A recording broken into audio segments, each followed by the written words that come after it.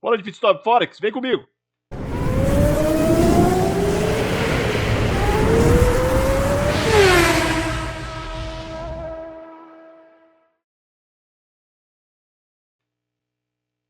Fala pessoal, Malcriado aqui, tudo bem com vocês? Pessoal, esse é o Pitstop Forex, a nossa parada rápida semanal. A gente está falando sobre mercado Forex, mercado de cripto e mercado mundial. Peço a você que você se inscreva no canal, ative o sininho que sempre quando estiver saindo coisa nova você vai estar recebendo a notificação, além de dar dando uma força aí para o canal crescer e atingir mais pessoas, beleza? Agora vamos embora pro gráfico, vem comigo. Bom, pessoal, vamos começar aqui com o nosso calendário econômico. A gente está bem, né, bem preparado aí para o que tem dentro do calendário econômico. Né? A gente tem ali várias notícias que já está se tornando comum, né, o que tem acontecido aí pelo mundo afora, né, extra calendário econômico. Semana passada mesmo foi bem complicado, muita coisa acontecendo, muita coisa triste acontecendo, né? Pegando ali meio por cima, a gente teve ali assassinato nos Estados Unidos, pô, à luz do dia, coisa feia, horrível, né? A gente teve também a Rússia enviando drones para poder atacar a Ucrânia, invadindo o espaço aéreo polonês, né? Que foi abatido por aviões da OTAN. Então, bem complicado. Problemas com o Trump, que toda semana tem também, com relação à diretora do Fed, que ele tinha mandado embora. Enfim, já não bastasse o calendário econômico ali, né? Que sai alguns eventos aqui durante a semana, bastante evento durante a semana, outros mais importantes, outros não tão importantes assim. A gente ainda tem que ficar esperto com o que vem rolando ali durante o dia, né? Aqui dentro do calendário econômico semanal, o que a gente tem aqui? Eu vou estar falando mais aqui as de 3 estrelas que tem mais importância, tá? No domingo a gente tem vendas no varejo aqui na China. O último foi de 3,7, a projeção é que vem um pouco acima em 3,8. Na segunda-feira, dia 15 de setembro, é feriado no Japão. A gente vai ter nada de evento de muita importância. A gente tem aqui algumas notícias de 2 estrelas só aqui na zona do dólar e também no euro. Então, na segunda-feira, bem tranquilo e com feriado japonês. Na terça-feira, 16 de setembro, também um dia bem tranquilo com relação a eventos de muita prioridade ali, eventos de 3 estrelas como a gente faz na parte da madrugada. Só que a gente caindo aqui um pouco mais tarde, às 9h30 da manhã, a gente vai ter aqui núcleo de vendas no varejo no dólar. O último que veio foi de 0,3, a projeção que veio um pouco acima em 0,4. A gente tem também vendas no varejo mensal, mês de agosto. O último que veio foi de 0,5, a projeção que vem um pouco abaixo, aqui desacelerando um pouco o vendas no varejo na zona do dólar também às 9h30. Depois disso aí, na parte da tarde, só notícias de 2 estrelas, estoque de empresa, produção industrial. E a gente encerra o dia. Na quarta-feira, 17 de setembro, às 3 horas da manhã, a gente tem o IPC do Reino Unido, que é bem importante também. A projeção é que tem ali uma manutenção do que veio da última vez, que foi de 3,8. Às 6 horas da manhã, a gente tem IPC na zona do euro, IPC anual. A projeção também é que se mantém ali em 2,1, que foi o que veio da última vez. Às 10h45, bem importante também, aqui no CAD, a gente tem decisão de taxa de juros. A gente tem a projeção de uma redução aqui de 2,75% para 2,5%. Estoque de petróleo bruto, isso aqui nem arranha pintura para o que a gente opera, né? E depois, durante o dia, também só notícias de 2 estrelas, 3 horas da tarde, né? A gente tem projeção econômicas aqui no FONC às 3 horas também da tarde. Tem bastante coisa aqui na quarta-feira, né? Às 15 horas a gente tem projeções econômicas do FONC, como eu disse, declarações do FONC também. A gente tem taxa de alvo aqui, tem uma projeção de uma redução de 4,5. Então, na quarta-feira, é bem provável que o mercado fique bem amarrado até as 15 horas, que vai sair aqui a taxa de juros aqui no dólar de 4,5%. Estão projetando aqui uma redução para 4,5%. 25 não é o que o Trump quer, mas já vai deixar ele um pouquinho feliz, né? A treta dele ali com o Jerome Powell é com essa redução de taxa de juros. De repente essa pode ser a primeira. E já está aqui, o pessoal já está beirando aqui os 100% de que vai haver essa redução de 4,5 para 4,25. A gente tem coletiva de imprensa do FONC depois, né, do resultado que sair às 15h30. E só na quarta-feira, só também é bastante coisa, né? Isso na quarta-feira. Na quinta-feira, a gente aqui tem às 8 horas da manhã, decisão de taxas de juros também aqui no GBP. Estão esperando uma manutenção de 4% aqui na decisão de taxas de juros aqui no GBP. A gente tem pedidos iniciais por seguro-desemprego aqui na zona do dólar. O último que veio foi de 263K, a projeção é que caia um pouco para 245K. Índice de atividade industrial do Fed, da Filadélfia, o último que veio foi negativo em 0,3, a projeção é que venha em 1,4. Depois, às 17h30, a gente tem balanço patrimonial do Federal Reserve às 17h30 e a gente encerra a quinta-feira. Na sexta-feira, dia 19 de setembro, às 0 horas, a gente tem decisão de taxa de juros aqui no Japão. Durante o dia vai sair ali algumas notícias de 2 estrelas e a gente encerra a sexta-feira ali com taxa preferencial de empréstimos aqui na China. Esse é o nosso calendário econômico para a semana toda. Vai ser uma semana bem movimentada, beleza? Então, agora bora pro gráfico.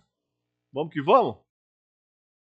A gente aqui caindo para dentro do gráfico, o que a gente tem aqui, pessoal? Vamos começar olhando aqui o SD, JPY, SD, JPY segue bem lateral aqui no gráfico diário. Você vê que ele está encaixotado e está trabalhando entre as médias maiores aqui, né? Aqui servindo de resistência, a gente tem a média de 200 e a média de 400 como resistência. A gente tem média de 80, 21 e 30 como suporte bem lateral.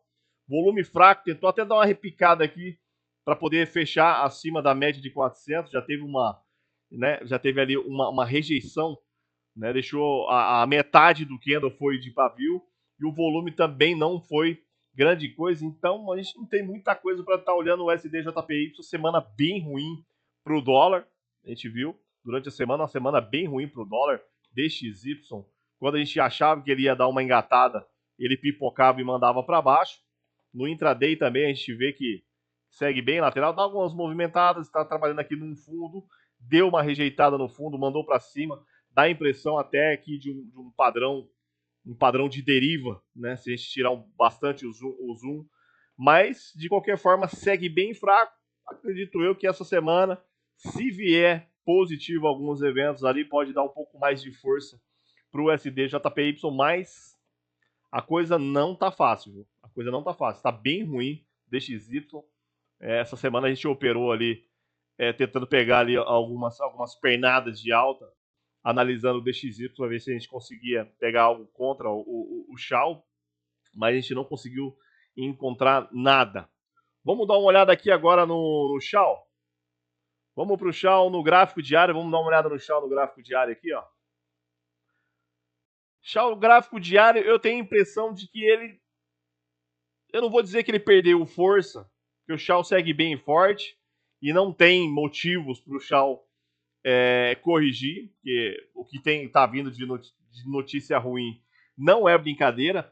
E eu tenho a impressão que o Shao, ele precisa, né, buscar liquidez, ele precisa fazer um ajuste, ele precisa dar uma corrigida. Ele tá pedindo pro dólar subir para ele poder corrigir. E a gente consegue ver isso aqui, ó, no gráfico diário, pela movimentação que ele tem feito, essa lateralização que ele tem feito. As médias menores já se afastaram demais do Shao. O mercado não gosta de trabalhar muito tempo longe das médias. Então, o Shao, ele tá querendo corrigir. O Shao, ele tá precisando corrigir, mas infelizmente o DXY não tá fazendo a parte dele, né? A gente pode acreditar, de repente, que o Shao, ele possa vir buscar nível de fibra, por que não? Depois que ele rompeu aqui essa lateralização gigantesca que ele fez, ele ainda não voltou para testar esse ponto de rompimento. Ele ainda não voltou. não voltou para testar também algo bem importante que é nível de FIBO, né? Tá com uma máxima, tem uma mínima e ainda não veio buscar nível de FIBO. Então o Shao tá gritando para poder corrigir, para colocar uma parte desse lucro no bolso a ponta da compradora. Mas realmente é uma semana ruim atrás da outra para o DXY e com isso o Shao vai subindo devagar, né? Vai dando uma lateralizada até para as médias encostar nele. Então, essa semana vai ser uma semana com bastante evento. Quem sabe não vem uma semana ali um pouco mais calma com esses ruídos, essas notícias que vêm saindo, esses acontecimentos que vêm saindo com guerra, com assassinato e tudo mais, e alguns eventos positivos para o dólar, não jogue o Shao para uma correção, para de repente a gente tentar pegar uma correção de um mercado que já está muito esticado no Shao. A gente consegue ver, eu consigo notar que tá saindo notícia ruim, tá acontecendo coisa ruim. E ó, se a gente colocar aqui no gráfico diário, o Shao, o tanto de coisa que saiu essa semana passada já era pro Shao ter dado uma esticada ainda maior, uma puxada ainda maior. Você vê que essa semana ele deu uma lateralizada, mesmo com esse tanto de coisa ruim que aconteceu. Então, bora ficar de olho essa semana. Essa semana pode ser que, se os eventos que tem sair a favor do dólar, a gente pode ter aí uma correção no Shao pra gente estar pegando. Beleza? Vamos dar uma olhada em Nasdaq. Nasdaq, não tem o que falar de Nasdaq. Todo o colapso que tem acontecido, o pessoal bem empolgado ainda com o mercado americano. Ali está saindo alguns dados bem ruins para o dólar. O pessoal está correndo ali para comprar ações, o pessoal está bem empolgado. A gente analisando até o VIX também, você vê que o VIX ele tá de lateral para queda também. O mercado eu acho que já está meio que acostumando com esse tanto de coisa ruim que vem acontecendo. Já tá. Antigamente, eu estava falando pro pessoal essa semana mesmo, o Shao, dentro da nossa sala, até o final do ano que vem, do ano passado, perdão, eu conseguia, ali pro meio do ano passado, eu conseguia operar Shao com 200 pontos de stop ainda com sobra. Era o maior stop que a gente usava, era no Shao e era com 200 pontos. Hoje o Shao tá fazendo candle de 5 minutos com 600, 700, fazendo candle de 5 minutos com 1.000 pontos.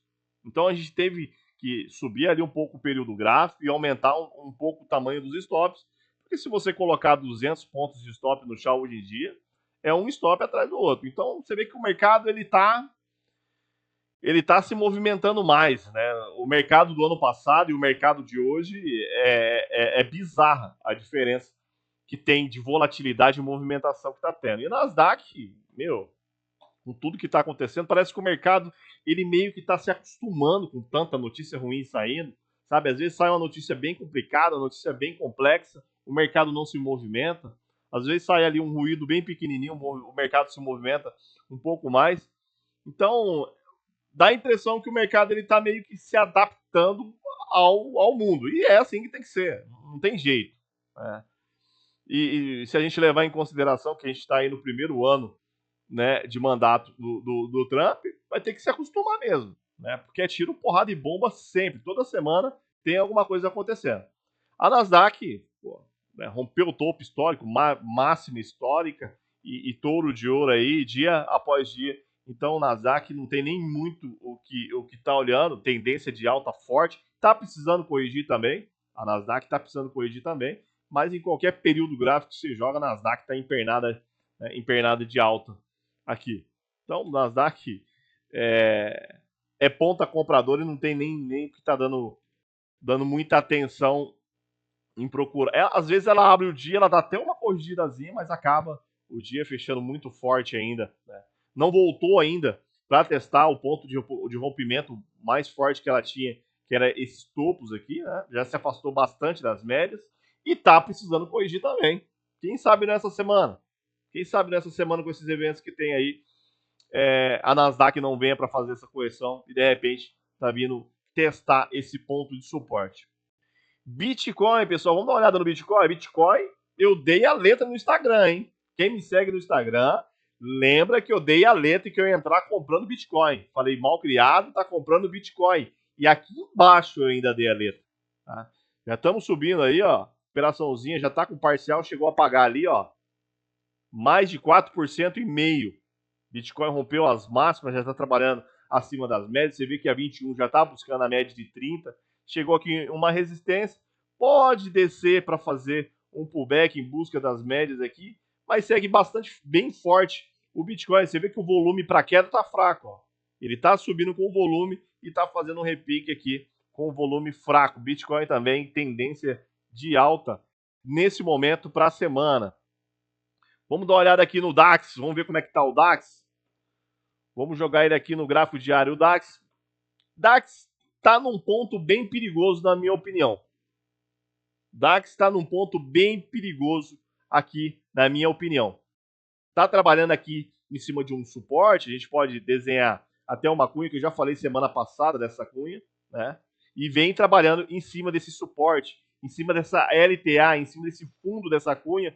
E pode também acontecer dele desenhar, por que não, aqui no gráfico diário, uma bandeira de baixo, já com um mastro desenhado aqui e uma formação de bandeira. Então tem que colocar a ponta compradora, tem que colocar aqui as barbas de molho e tentar defender esse suporte e jogar o DAX acima das médias. Mas a gente vê pelo gráfico diário também que segue bem lateral aqui no gráfico diário o DAX.